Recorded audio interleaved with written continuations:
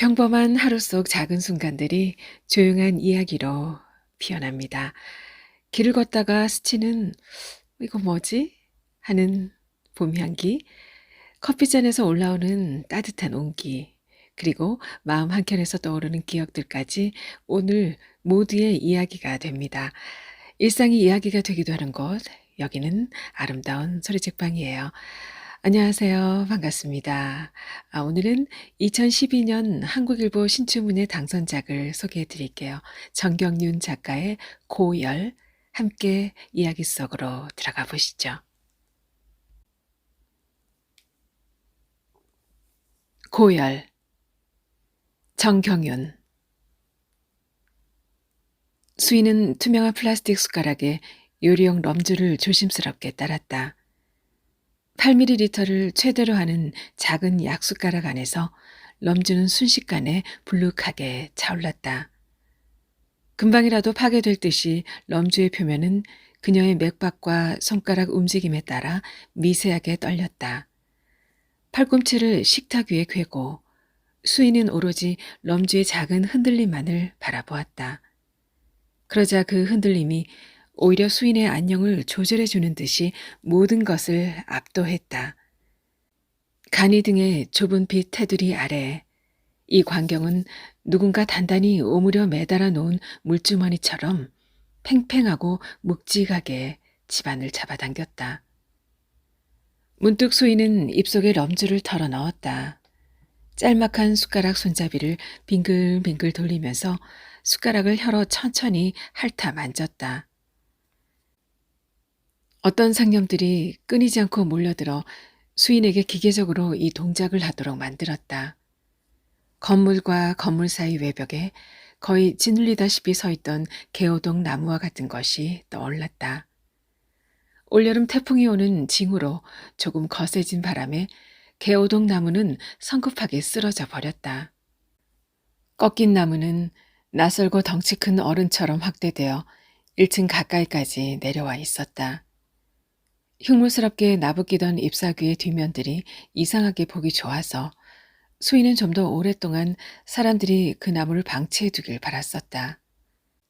3개월 만에 죽은 개오동 나무는 적당한 길이로 잘리고 한데 묶여 서 있던 자리에 다시 놓였다.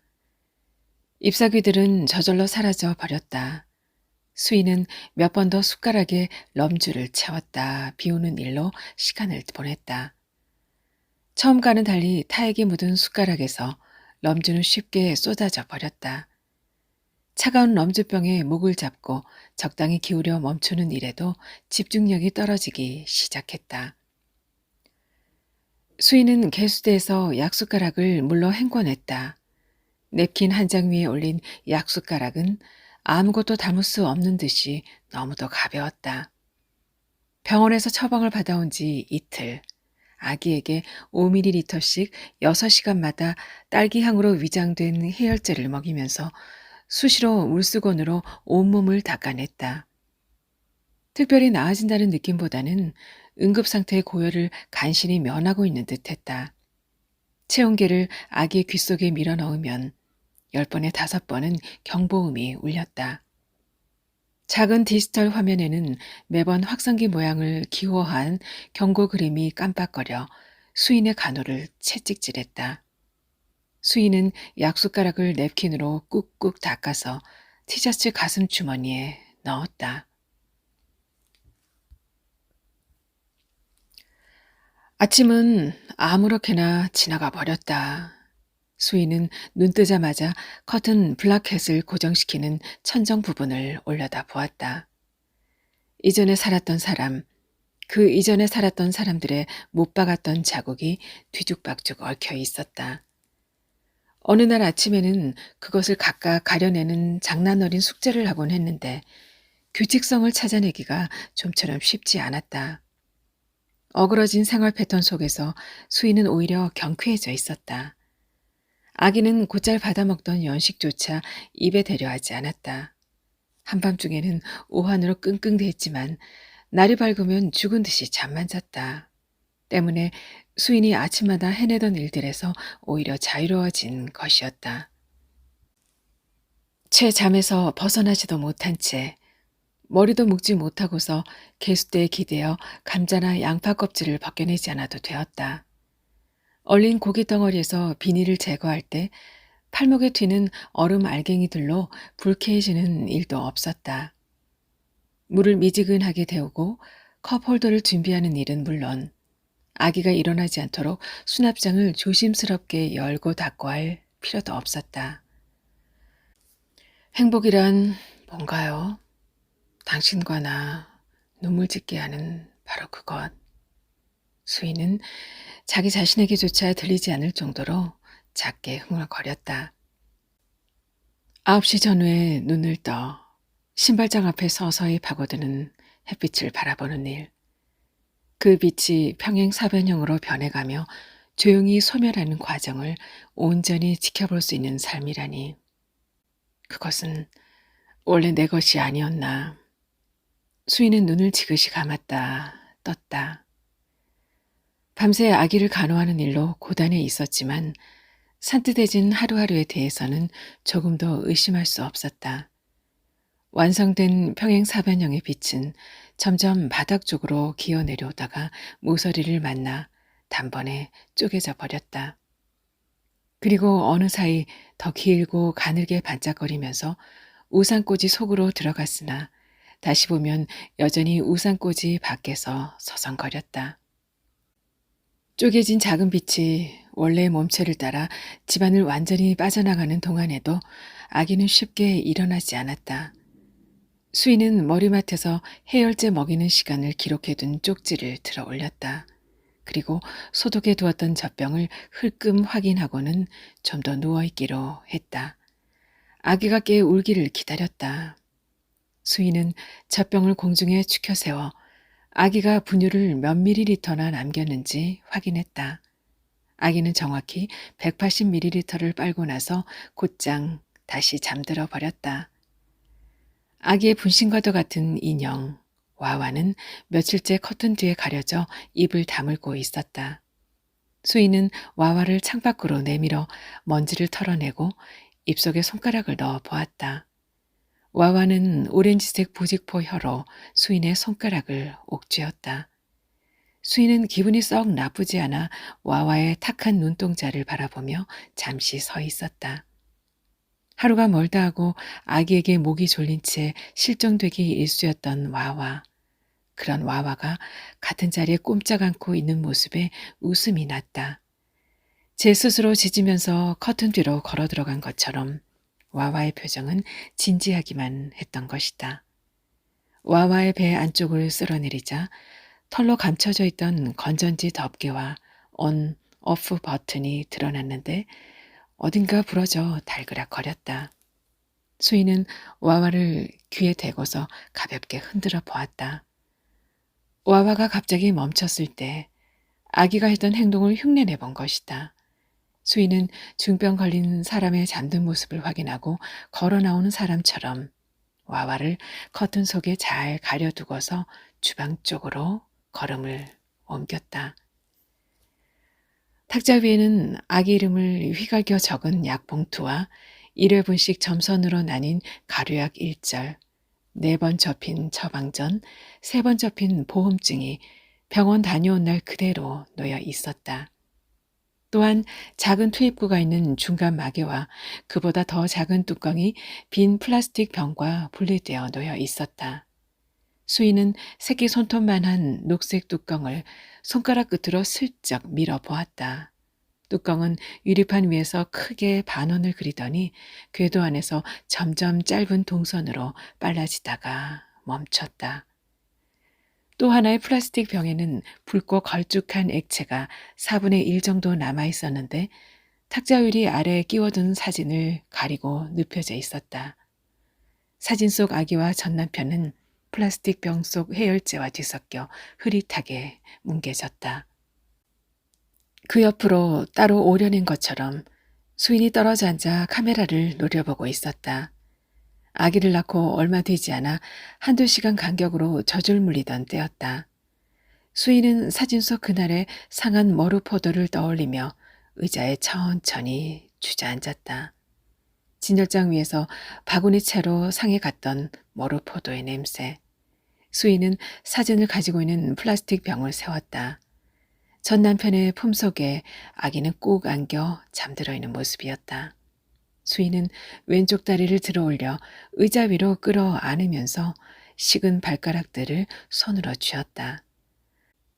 엄지발톱 속이 꽤 오래전부터 멍들어 있었다. 수인은 별로 왔던 매니큐어를 바르기 위해 탁자 밑 서랍에서 살구색 매니큐어를 찾아 탁자 위에 올렸다.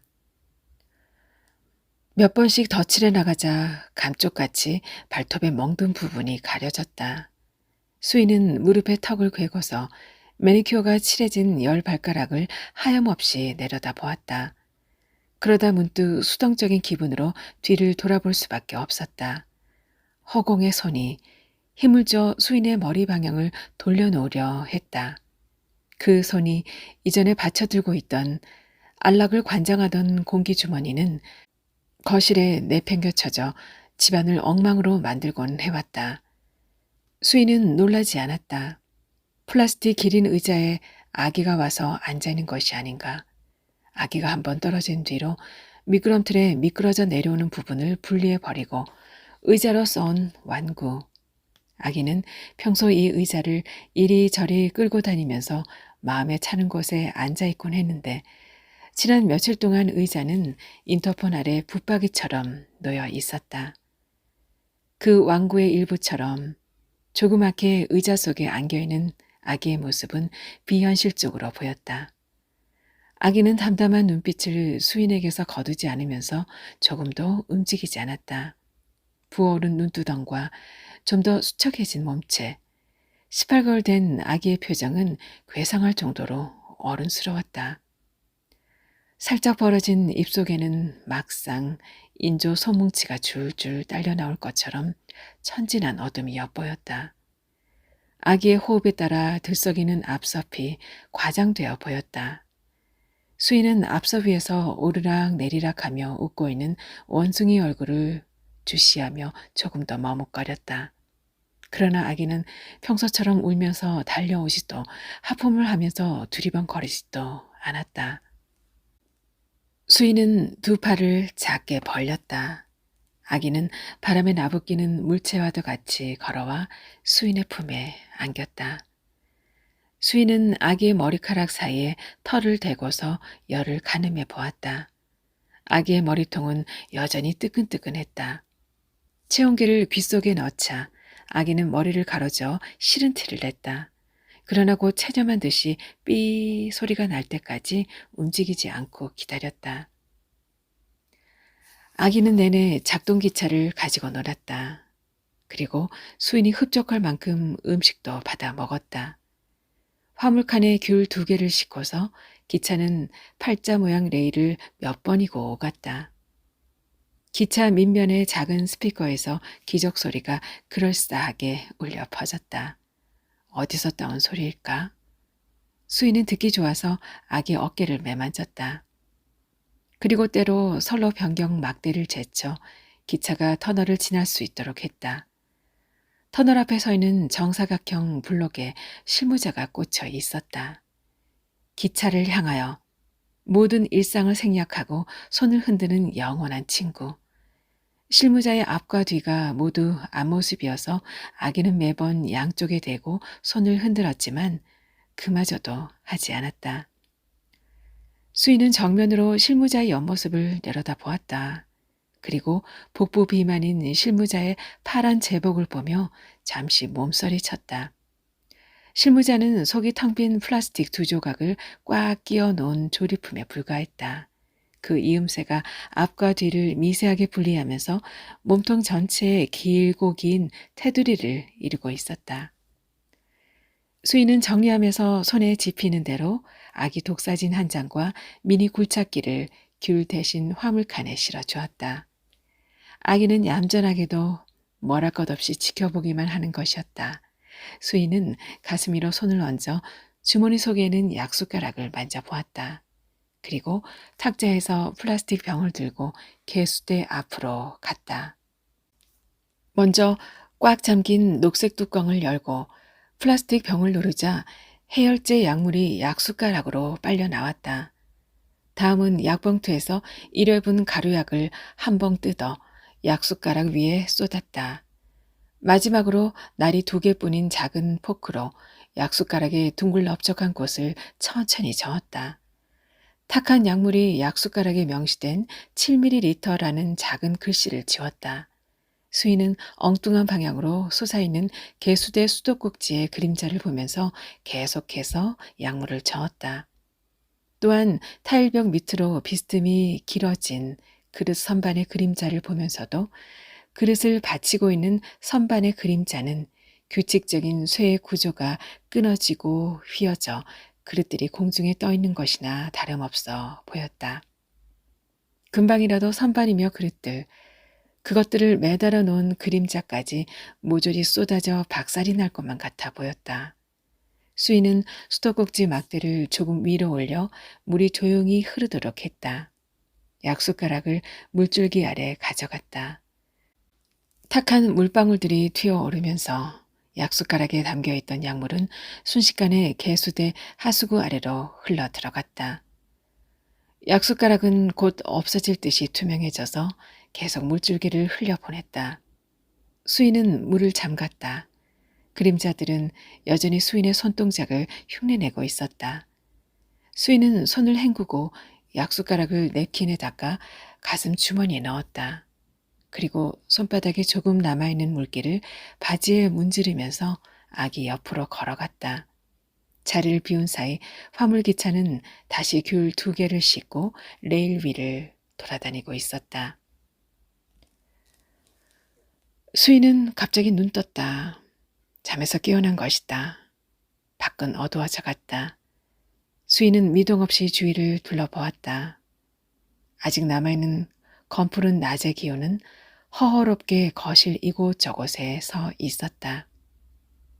부드럽고 주기적인 수인의 날카로움을 포박해 오직 둥글게만 유지하려는 압박감에 수인은 좀 더 주의를 기울였다.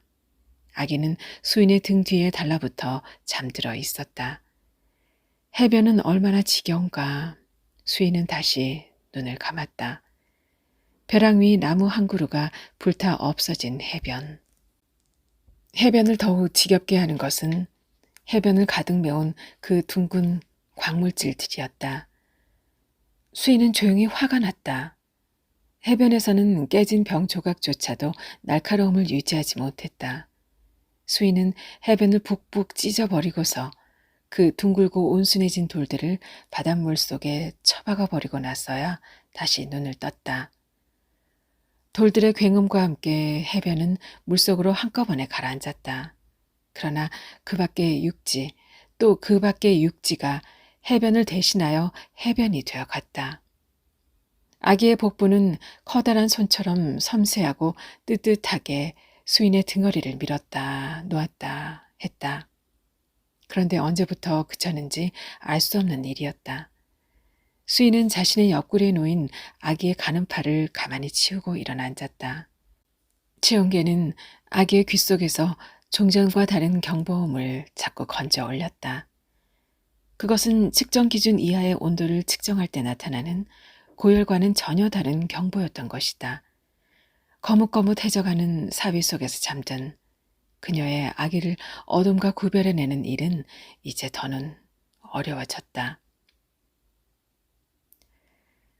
창을 열자 쓰레기장에 내놓은 와와와 장난감 일체가 한눈에 들어왔다. 와와에게도 눈이 쌓였다. 와와는 덤프트럭의 노란 적재함 속 어딘가 눈덩이에 파묻혀 의연하게 서 있을 것이었다. 골목 어딘가에서 헛돌고 있는 바퀴 소리가 계속해서 뭔가를 파헤쳤다. 갑작스런 굵은 눈발은 커다란 분리수거통의 지저분한 뚜껑을 모두 가렸다. 수인은 패딩 점퍼를 걸치고 투명창마저 열었다. 과일 바구니 손잡이에 멋을 낸 오래된 리본이 눈발과 함께 휘날렸다. 출산 기념으로 전 남편이 사들고 왔던 과일 바구니. 수인은 그 바구니에 1년간 다른 계절의 옷들을 담았었고 그만도 못하게 되었을 때 폐전선과 버리기 애매한 전자소모품 등을 담아뒀었다. 그마저도 다 버리고 난 뒤에 수인은 빈 과일 바구니를 그냥 창고에 보관했다. 바구니에 담긴 잡동사니 위에 순서 없이 눈이 쌓였다.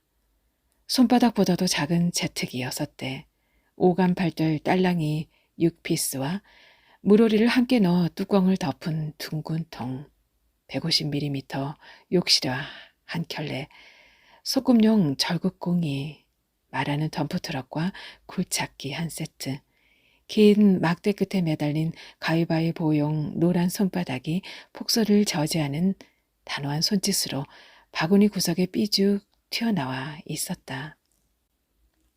수인은 이삿짐 센터에서 소개받은 남자에게 다시 확인 전화를 걸었다. 남자는 고물상의 중고 물품을 되파는 일꾼이었다. 막 신호가 가는 와중에 일꾼은 트럭을 몰고 골목에 들어서고 있었다. 수인은 방범창 사이로 손을 내밀어 초행인 일꾼에게 흔들어 보였다. 그제야 운전석에서 일꾼이 고개를 운전대로 가까이 대고 밖을 올려다 보았다. 일꾼은 집 앞 담벼락에 차를 돌려놓고 시동을 껐다. 수인은 계단을 텅텅 울리는 일꾼의 발자국 소리를 들으며 조금 더 그대로 있었다. 트럭 뒤에 빈 화물칸에는 푸른 천막을 벽돌로 눌러 놓았고 물건들을 동여매기 위한 고무 밧줄 더미도 칭칭 감겨 여기저기 널려 있었다. 어느 곳에나 눈이 쌓였다. 수인은 창문을 닫았다. 무게 때문에 옮기지 못한 전동 침대 외에는 모두 거실로 내온 참이었다. 수인은 미리 적어놓은 물건 목록을 일꾼에게 보여주면서 말을 꺼냈다. 일꾼이 목록을 찬찬히 읽어 내려가는 동안 수인은 흘낏 일꾼의 얼굴 생김새를 훑어보았다. 잠깐 사이에 이 중년 남자의 야구 모자에는 눈이 묻어 있었다. 일꾼은 가슴 주머니에서 단추를 열고 펜을 꺼냈다. 그리고는 목록을 짚어가며 물건 상태를 점검하고 매입 가격을 계산했다. 별것도 아닌 일에 절차가 생겨났다. 수인은 이런 순간을 맞이할 때마다 따분해져서 몸이 뒤틀리는 것을 느꼈다. 그러나 왠지 모르게 여유로워져서 팔짱을 낀 채로 일꾼의 동선을 지켜보았다. 그건 조립만 다시 하면 돼요. 둘러보던 끝에 일꾼의 눈이 미끄럼틀에 멈췄을 때 수인은 재빠르게 덧붙였다. 이런 건 자리만 차지하고 단가가 낮아서 안 되겠네요. 일꾼은 수인과 눈도 마주치지 않고 잘라 말했다. 게다가 목록 중에 대부분이 그런 이유로 탈락될 만한 것들이라고 지적했다. 수인은 일꾼의 발목을 단단히 여미고 있는 작업복 하의를 보고 있었다. 7만 원. 그나마 서랍장, 식탁 세트, 전동 요람 정도의 목록 때문에 좋은 값을 쳐줄 수 있게 된 것이라는 설명이었다. 또한 그것이 자신에게 그리 큰 이득이 되지 않을 뿐 아니라 오늘 하루가 조금은 허탕인 셈이라는 뉘앙스까지 던져줬다. 일꾼은 볼펜 끝을 손바닥에 톡톡 두들기며 곤란한 표정을 지어 보였다. 말도 안 되는 얘기였다. 전동 요람은 1년 전 가격으로 20만 원 상당의 것이었고 나머지 물건들의 가격을 다 합쳐 어림잡아도 50만 원은 훌쩍 넘기는 물건들이었다. 게다가 오늘같이 눈이 많이 오는 날 누가 고물을 내다 팔겠는가. 수인은 기린 의자의 팔걸이 부분을 만지면서 불쾌한 감정을 억누르고 있었다. 당장 이 버릇없는 일꾼을 쫓아내고서 현관문을 쾅 닫아버리고 싶었다. 그냥 가져가세요. 수인은 일꾼이 쓸모없다고 폄하한 수인에게 그동안 없어서는 안 됐던 물건들을 모두 이 집 안에서 끌어내 줄 수 있는지 물었다. 일꾼은 뜻밖의 제안에 잠시 시간을 끌었다.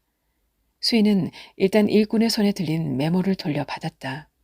일꾼이 탈락시킨 물건들은 거실 한가운데 크고 작게 솟아 있었다. 수인은 갑자기 그 목록과 실제 물건이 일치한다는 것이 거짓말처럼 여겨졌다. 도살되는 가축에게서 끝없이 쏟아져 나온 배창자처럼 믿기지 않는 규모였던 것이다. 눈은 그쳤다. 일꾼은 차례로 물건들을 날라다 트럭에 실었다. 수인은 안방 창문 앞에 줄곧 서서 트럭에 실린 물건들이 하나둘 늘어나는 것을 지켜보았다. 가장 값이 나가는 것 순서로 트럭의 앞쪽을 채워나갔다. 수인이 한 번씩 목록을 검토했다.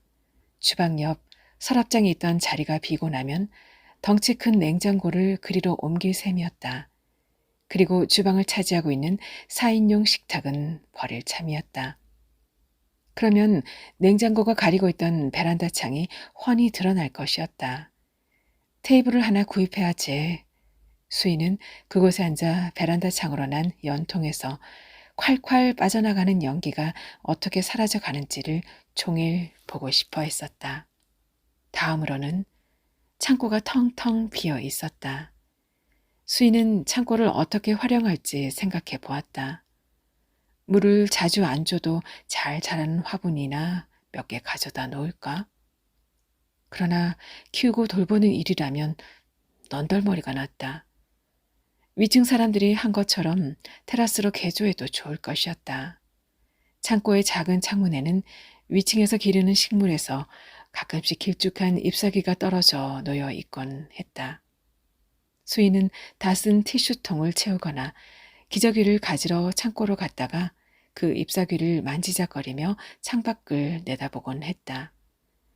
안방 창으로도 볼 수 있지만 창고 쪽에서 담 너머 감나무가 더 시원하게 보였다. 수인은 숨을 크게 뱉으면서 점퍼의 지퍼를 끝까지 끌어올렸다. 담 너머 감나무는 겨울에도 건강한 모습이었다. 간혹 그 단층집 사람들이 부주의하게 오가는 모습을 즐길 수도 있을 것이었다. 수인은 가벼운 기분에 젖어 앞으로는 소파에서 잠들기로 마음먹고 있었다. 토크쇼를 연이어 볼 수 있는 채널을 검색하는 일도 잊지 말아야 했다. 일꾼은 마지막으로 노끈에 묶인 책 한 지를 보조석에 실었다. 한 권이 빠진 23권짜리 유아영천집이었다. 전 남편이 임신 중에 사왔던 것이다. 수인은 달걀에 관한 한 권을 따로 꺼내 언제나 장난감 정리함에 함께 넣어두고는 했었다. 때문에 그 한 권은 모서리가 다 해지고 몇 페이지는 떨어져 나가 홀쭉해진 채로 너덜거렸다. 모든 물건의 운명이 그렇듯이 어느 날 그 책은 없어져 버렸다. 손전등을 아무리 비춰도 보이지 않는 장롱 밑 어딘가 깊숙이 들어가 먼지와 뒹굴고 있을 것이었다. 장롱을 드러내지 않은 한 꺼낼 수 없었다. 트럭에 실은 물건들 위로 푸른 천막이 넓게 덮였다. 일꾼이 천막을 잡아당길 때마다 눈이 툭툭 떨어졌다. 일꾼은 굵은 고무 밧줄을 천막 위로 이리저리 던졌다. 차체 작은 갈고리들에 그것을 교차시키고 때로 물건의 몸통을 천막 위로 동여매기도 했다. 일꾼은 고무 밧줄을 잡아당기느라 눈길 위에 쪼그려 앉거나 다리를 비스듬히 구부리는 자세를 반복했다. 그리고 마지막으로 트럭의 한쪽 귀퉁이에서 밧줄을 단단히 잡아당겨 올가맸다. 일꾼은 창문 쪽에서 완전히 뒤돌아서서 매듭을 짓고 있었기 때문에 그 일은 누구도 봐서는 안 되는 신성하고 비밀스러운 일처럼 느껴졌다. 꽁꽁 묶여 완성된 천막의 실루엣이 수인을 잠시 당황스럽게 했다. 일꾼이 운전석 손잡이를 꽉 잡고 발 받침대에 한 발을 디뎌 트럭에 가뿐히 올랐다. 트럭은 골목 끝까지 천천히 나가다가 커브를 돌기 위해 몇 번이나 전진과 후진을 반복했다. 전봇대에 걸린 원색의 모집 현판이 그때마다 천막에 다 흔들렸다. 트럭이 완전히 사라지려 할 때 수인의 입에서 단단한 고체와 같은 입김이 창밖으로 뻗어나갔다. 쓰레기장의 장난감 바구니는 이제 눈에 뒤덮여 그 형체를 알아볼 수 없었다. 길게 구부러져 솟아있는 손잡이만이 간신히 그것이 바구니라는 것을 알려줄 뿐이었다. 수인은 창문을 닫아버렸다. 남의 집에 온 것처럼 수인은 점퍼 주머니에 깊숙이 손을 넣고서 집안을 서성였다. 가구와 물건을 드러낸 자리마다 반듯한 모양으로 먼지가 쌓여 있었다. 그런데도 이제부터 무엇을 해야 할지 알 수 없었다. 수인은 점퍼 주머니에서 손을 빼고 이불 속으로 기어 들어갔다. 베개로 흘러내리는 머리카락의 무게가 수인을 땅속으로 끌고 들어갈 것 같았다. 수인은 바로 누웠다. 천장의 못자국이 불현듯 생각난 꿈 내용처럼 단순하고 뚜렷하게 구별되는 것이었다. 수인은 그대로 잠들어 버렸다. 조금만 뒤척여도 패딩 점퍼에서 요란한 마찰음이 생겨났다. 수인은 이불을 걷고 일어나 앉았다. 오후 4시. 무엇이든지 닥치는 대로 가늠해 보았다. 현관바닥에 떨어진 나사못이 되어 보았다. 보일러의 다이얼식 버튼이 되어 온수 전용 쪽으로 돌아가 보았다. 두루마리 휴지가 되어 식탁 아래로 떨어진 다음 풀려나갔다가 충전식 청소기 콘센트 속으로 쏙 들어가 보았다. 여름용 등받이 쿠션 밑으로 종이처럼 납작해져서 숨어 있다가 나사가 헐거워진 서랍장 손잡이가 되어 고정되어 보았다. 이름, 주변 사람, 헤어스타일, 날짜 등등 자신에 관련된 것들이 떠오르지 못하도록 수인은 생각의 가동을 지연시키고 있었다. 결혼 전 종종 이런 식의 장난을 치며 이부자리에서 게으름을 피우곤 했었다. 너무 오랜만에 해보는 것이라서 얼마 버티지 못하고 수인의 머릿속에 자신의 신상이 마구 쏟아지기 시작했다. 그러면 마치 새롭게 알게 된 사람인 양 스스로에게 이질감이 생겨나는 것이었다. 수인은 언제나 이것이 오히려 순수한 자기 자신에 대한 침입이라고 생각됐었다. 허공의 손이 다시 바쁘게 움직였다. 미지근하고 찐득거리는 덩어리가 되어가는 물질을 수인의 정수리에 조금씩 쏟아부었다. 그 물질은 아무도 모르게 수인의 몸과 마음을 뒤덮으면서 거실 바닥으로 퍼져나갔다. 수인을 장악하려는 손의 처분을 지켜보면서 수인은 의미심장하게 웃었다. 그 손은 이번에는 다시 수인을 안았다. 수인은 더욱 차분해져서 그 상한 냄새로 가득 찬 온기를 느꼈다.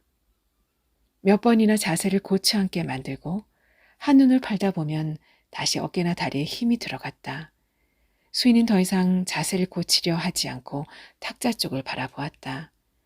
똑바로 집어넣지 않은 의자 다리들이 탁자 및 허공을 훑어 놓았다. 빈 의자 위에는 물방울 2~3개가 남아 사라져갔다.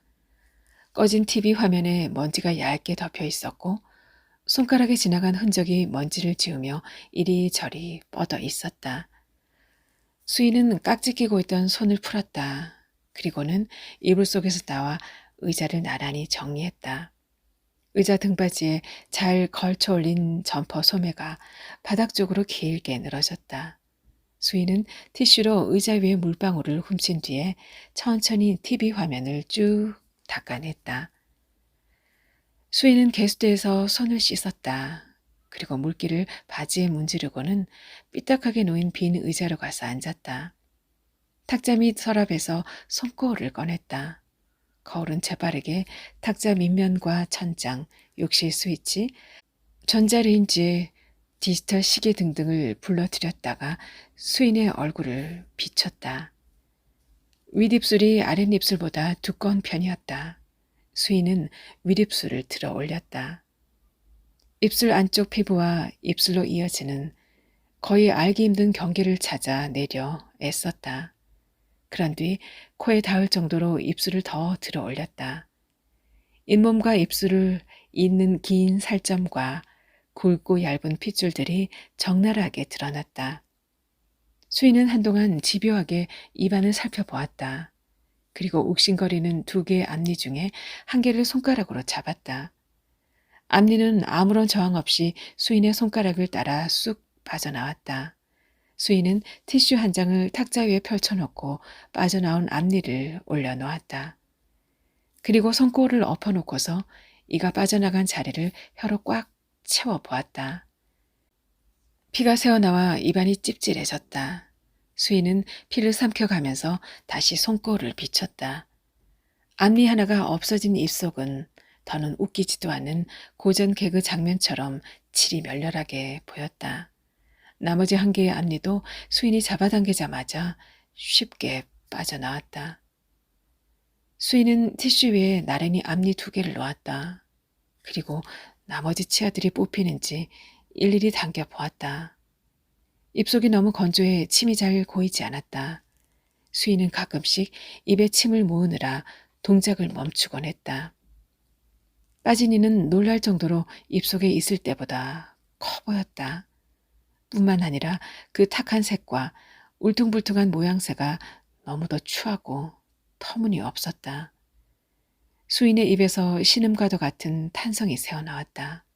도무지 이런 물체를 입속에 지니고 다닌다니 무슨 조화인지 알 수 없었다. 수인은 처음에는 빠진 앞니 2개를 멀찌감치 응시하고만 있었다.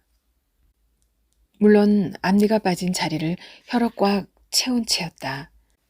그렇게 하지 않으면 금방이라도 안에서 밖으로 또는 밖에서 안으로 자신도 모르는 것들이 드나들 것만 같았다.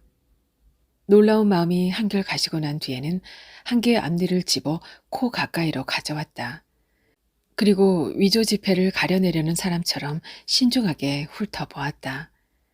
그러자 자신의 얼굴이 어디쯤에 있는지 알 수 없어지면서 앞니 쪽으로 얼굴이 쏟아지는 듯이 현기증이 났다. 어디 치아뿐일까? 수인은 자신의 몸을 훑어보면서 덧없는 신용을 해보았다. 그 생소한 느낌은 수인을 괴롭히는 동시에 자유로운 기분에 사로잡히게 했다. 수인은 예상치 못한 쾌감에서 쉽사리 빠져나오지 못했다.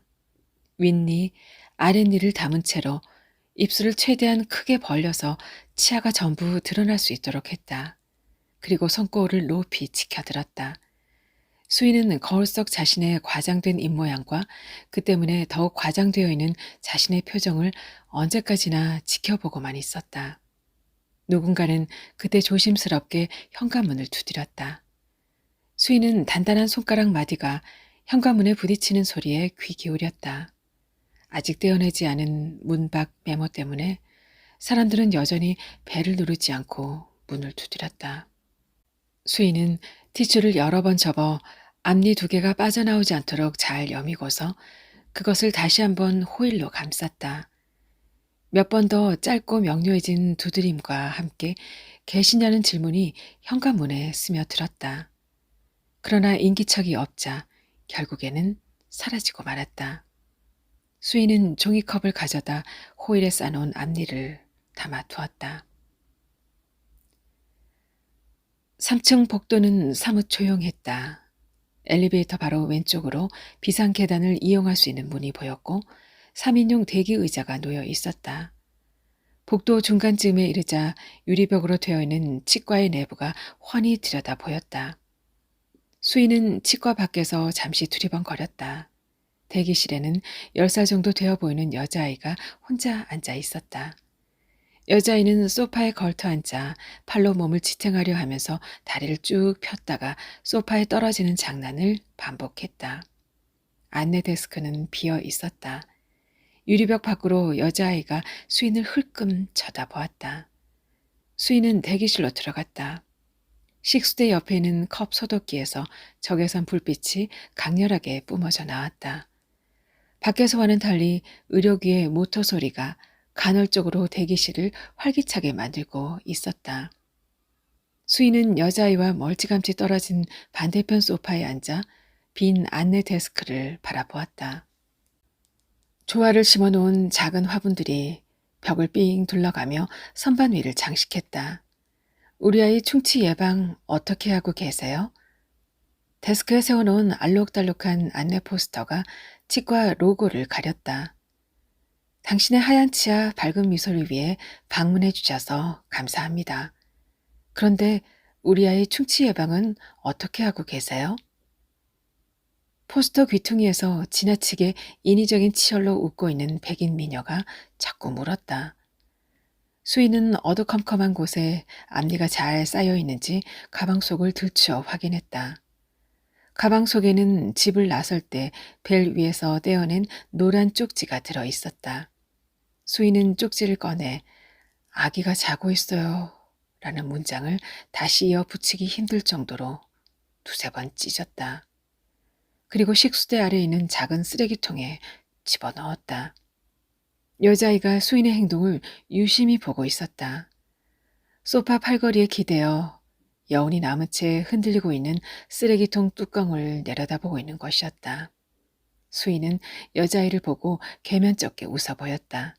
곧바로 입을 다물었지만 여자아이는 고개를 기울여 수인의 입속을 확인하려는 신용을 했다. 수인은 식수대에서 종이컵에 찬물을 받았다. 몇 살이에요? 여자아이가 어눌한 발음으로 물었다. 그리고는 소파에 거의 엎드리다시피 엉덩이를 뒤로 빼며 수줍게 웃었다. 여자아이의 앞니가 빠지고 없었다. 유치가 빠져나간 모양이었다. 수인은 새치름한 표정으로 고개를 가로젓고서 앉아있던 곳으로 돌아갔다. 그때 간호사가 치료실 문을 열고 바쁜 걸음으로 나오며 인사를 했다. 실내용 샌들 뒤에 조절끈이 뒤꿈치 아래로 벗겨져 움직일 때마다 덜그럭거렸다. 간호사는 재빠른 동작으로 수인의 접수를 도왔다. 수인은 인적사항을 작성하기 위해 데스크에 기대어 몸을 기울였다. 한 여자가 복도 맞은편 통증 클리닉에서 유모차를 밀고 나와 복도를 지나가는 모습이 보였다. 그 순간 수인의 머릿속에 떠오른 것이 있었다. 수인은 펜을 든 채로 잠시 허둥댔다. 생각지도 못한 물건이 수인의 차 트렁크 안에 여전히 있었던 것이었다.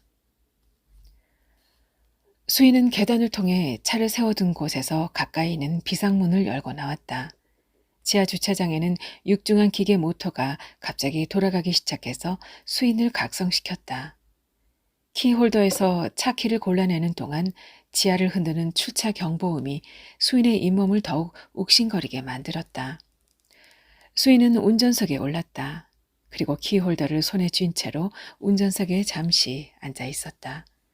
룸미러를 얼굴 쪽으로 돌렸다. 삐뚤게 고정된 귀걸이를 바로 잡았고 몇 가닥의 머리카락이 귀걸이에 딸려 들어가 뽑히는 일이 없도록 귀 뒤로 잘 쓸어내렸다. 입안을 비춰보았다. 마치 오랫동안 없었던 것처럼 앞니 두 개를 다시 끼워 넣은 치열은 어딘지 모르게 부자연스러워져 있었다. 치과 의사는 앞니를 살릴 수 있을지에 대해 비관적으로 말했다. 빠진 치아가 건조한 상태로 시간이 너무 경과해버렸다는 것이다. 수인은 트렁크 스위치를 누르고 운전석에서 내렸다. 차문이 닫히는 소리가 지하에 쾅 하고 울렸다. 수인은 안치실로 가는 그 길과 같이 차 뒤쪽으로 걸어갔다. 힘을 주어 트렁크 문을 들어 올리자 접힌 유모차가 옆으로 누워 있었다. 그렇지, 이게 있었어. 혀의 어색한 움직임 때문에 수인의 되찾은 치열에서 우스꽝스러운 발음이 새어 나왔다. 유모차의 더러운 앞바퀴는 하늘을 향해 뻗쳐 있었다. 햇빛 가리개 부분이 구겨져 한쪽 고정 레버가 빠진 채 뒤틀려 있었다. 수인은 끔찍한 기분이 들어 잠시 멈칫했다. 접힌 유모차를 들어 올려 바닥에 내려놓고 양쪽 손잡이를 잡았다. 그러자 흉물스럽게 뻗어있던 앞바퀴가 바닥 쪽으로 천천히 내려갔다. 다음은 사람의 허리 부분에 해당하는 쇠의 연결 부분에 둥근 플라스틱 레버를 오른발로 강하게 밟아 눌렀다. 그러자 탁 소리와 함께 유모차가 네 발로 고정되어 균형을 잡았고 햇빛 가리개 부분이 팽팽하게 펼쳐졌다. 수인은 빠진 레버를 다시 끼워 햇빛 가리개의 모양을 바로 잡았다. 유모차는 덩치가 큰 데다가 싣고 내리기가 부담스러워 트렁크에 그대로 둔 시간이 더 많았다. 게다가 처음 직면하게 됐을 때 펴고 접는 방식이 복잡해서 다른 사람이 그 일을 해낸다는 것은 거의 불가능한 일에 가까웠다. 오로지 수인의 몫이었던 것이다. 전 남편의 친구들은 을에 그 일을 도우려 나서곤 했었다. 그때마다 수인은 순순히 그것을 맡겨두고 엉거주춤하게 허둥대는 뒷모습을 지켜보곤 했었다. 수인은 햇빛 가리개 고정핀을 젖혀서 자신의 몸쪽으로 당겼다. 그러자 빈 유모차에 넓고 푹신해 보이는 몸체가 드러났다. 지지대의 5단 안전벨트가 좌석에 느슨하게 널브러져 있었다.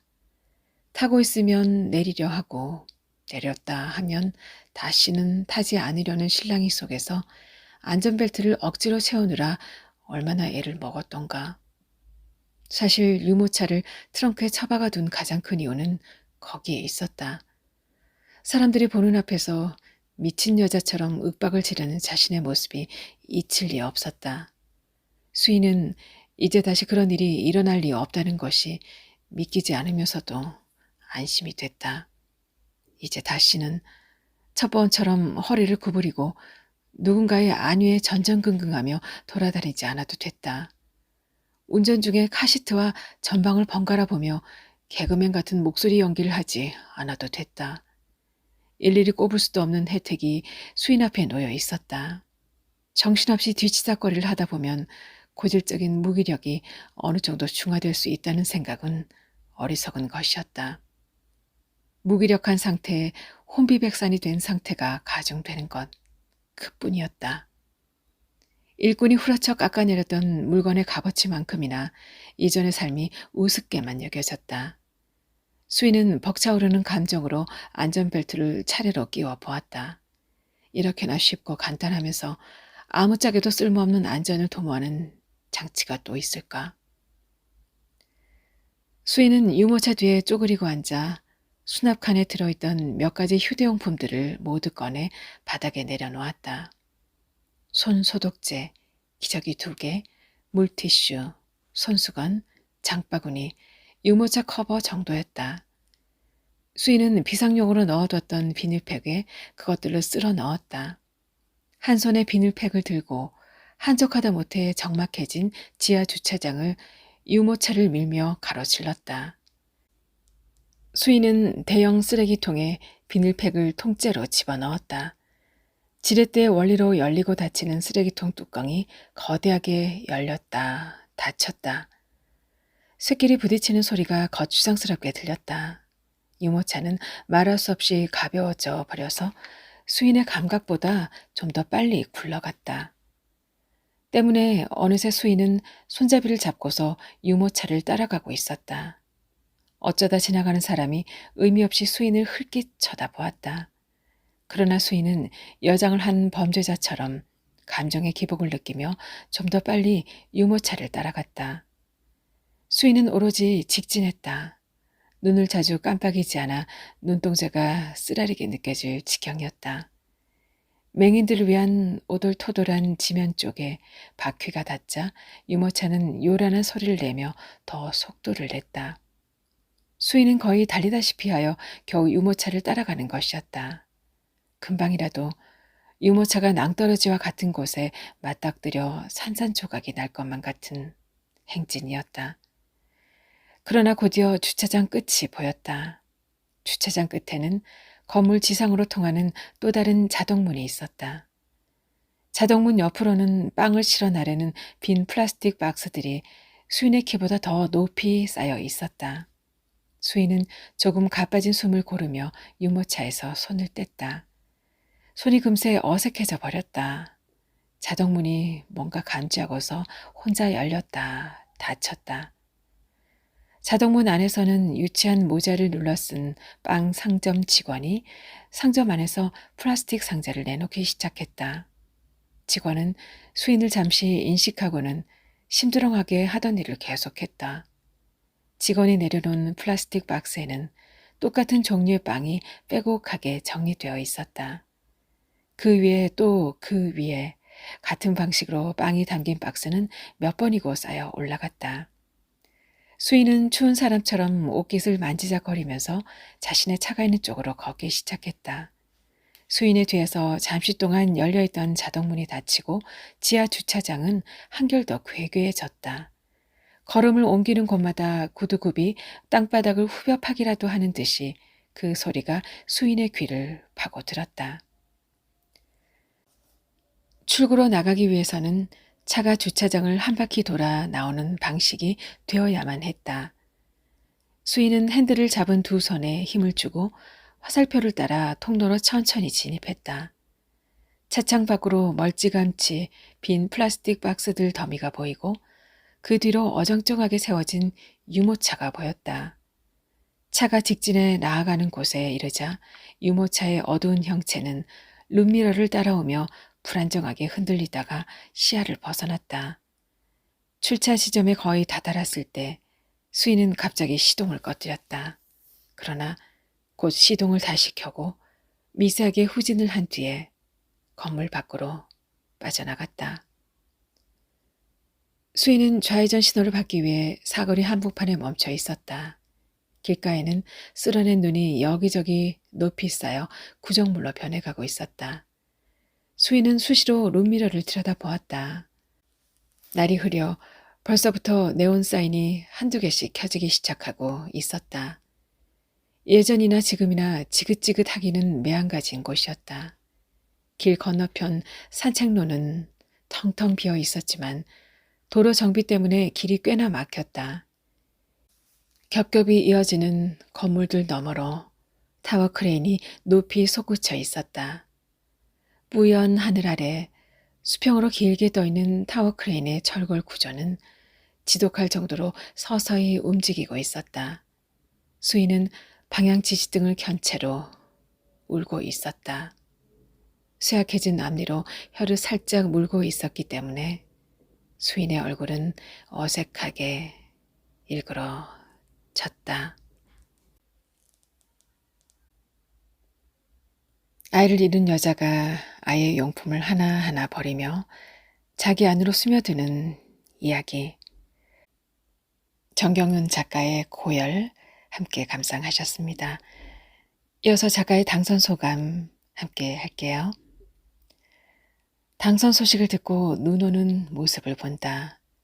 악한 사람이 찢어 밝힌 뒤 뿌리는 백지 쪼가리처럼 눈송이들이 얼굴로 날아든다. 눈이 이렇게 오다니 즐겁다. 내가 못 견디는 100만 가지 중에 1번은 뭐니 뭐니 해도 착한 것, 다음은 우산 뒤집히는 것, 다음은 닭벼슬 간척.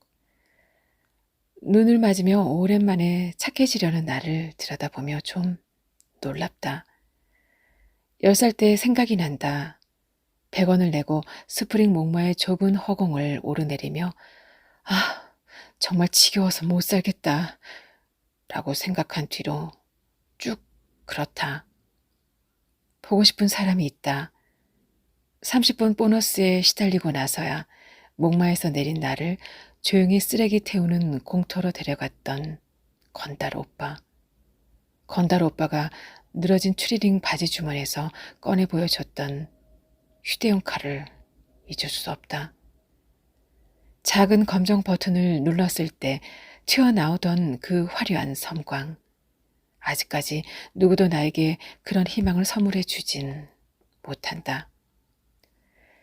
심사위원 여러분께 감사드린다. 나의 엄마이자 아빠, 스승이자 애인, 그리고 친구.